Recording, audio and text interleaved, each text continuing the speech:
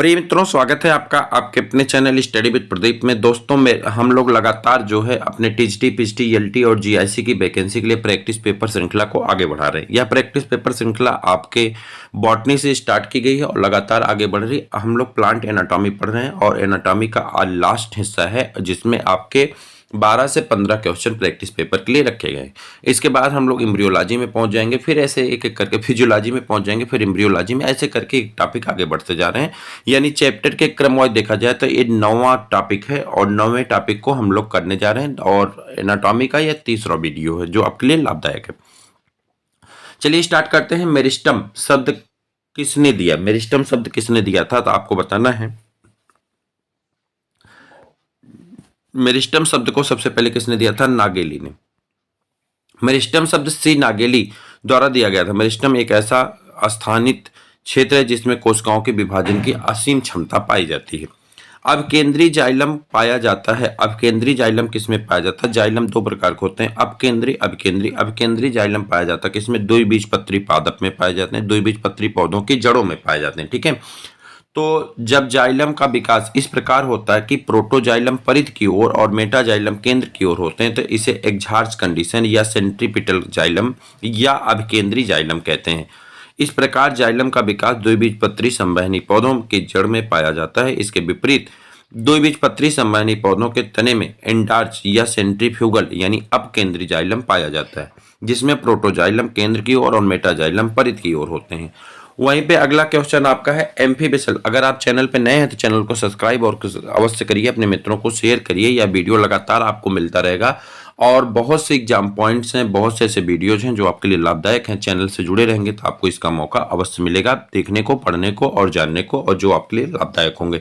जैसे हमारा एक बूस्टर डोज आता है जो जिसे पहले हम लोग करते थे, ठीक है, तो बूस्टर डोज जो है आपके लिए बहुत लाभदायक है। फिर एक प्रैक्टिस पेपर श्रृंखला आती है जिसे हम स्वमूल्यांकन श्रृंखला कहते हैं। स्वमूल्यांकन श्रृंखला में आपको 125 क्वेश्चन दिए जाएंगे, आंसर भी बताए जाते हैं लेकिन खुद से आपको करना होता है। वह 10 पेपर होगा। तो इस तरह से आपको बहुत लाभदायक चीजें मिलेंगी। आप जुड़ेंगे तो उसका लाभ आपको अवश्य मिलेगा। ठीक है, एम्फीबेसल संवहन मंडल पाया जाता है किसमें? तो आप कहेंगे एम्फीबेसल संवहन मंडल पाया जाता है ड्रेसिना में। और संवहन मंडल में जाइलम, फ्लोएम और कैम्बियम का समूह होता है। इसमें जाइलम और फ्लोएम की स्थिति के आधार पर कई प्रकार के होते हैं, जैसे अरी। जाइलम और फ्लोएम अरी रूप से अगल बगल में व्यवस्थित होते हैं। संयुक्त, इसमें जाइलम और फ्लोएम संयुक्त रूप से समान त्रिज्या पर होते हैं। संकेंद्रीय, इसमें या तो जाइलम या तो फ्लोएम एक दूसरे को घेरे रहता है। यदि जाइलम फ्लोएम को घेरता है तो इसे एम्फीबेसल कहते हैं, जैसे ड्रेसिना में होता है। यदि फ्लोएम जाइलम को घेरता है तो इसे एम्फीक्राइबल कहते हैं। ठीक है, एम्फीबेसल जाइलम पोल किस में पाए जाते हैं? तो आप कहेंगे ड्रेसिना में पाए जाते हैं। सेम क्वेश्चन रिपीट हुआ दूसरे साल।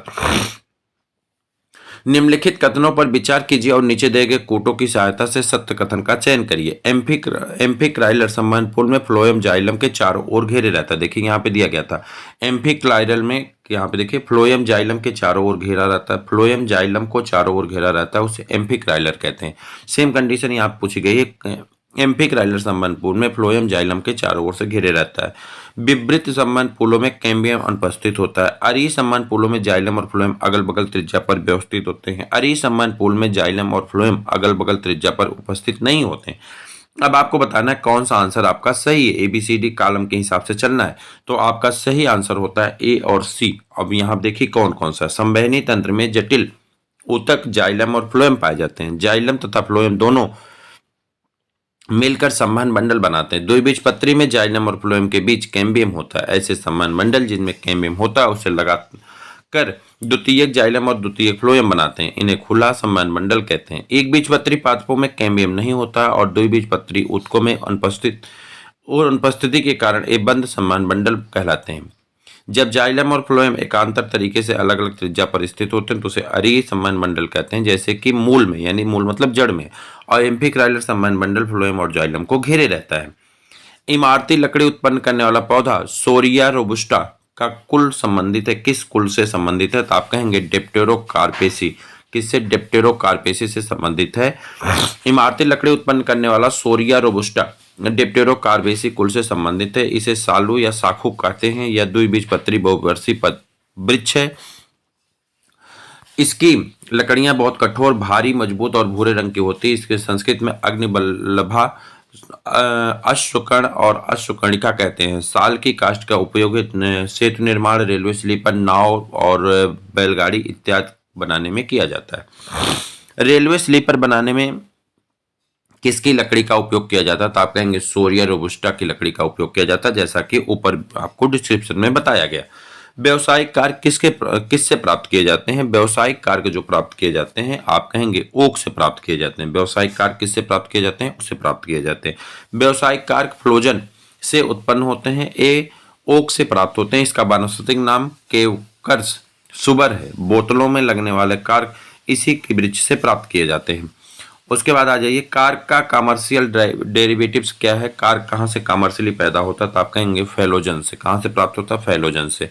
बेलामेन एवं स्पंजी ऊतक पाए जाते हैं। बेलामेन एवं स्पंजी ऊतक पाए जाते हैं किसमें? एपीफाइट में। और एपीफाइट क्या होता है? जो वृक्ष के ऊपर वृक्ष पाए जाते हैं उसी को एपीफाइट कहते हैं, या अधिपादपी मूल कहा जाता है। में विशेष प्रकार का स्पंजी ऊतक पाया जाता है जिसे बेलामेन ऊतक कहते हैं। इन ऊतकों में छोटे छिद्र होते हैं जो वायुमंडल की आर्द्रता को अवशोषित करते हैं।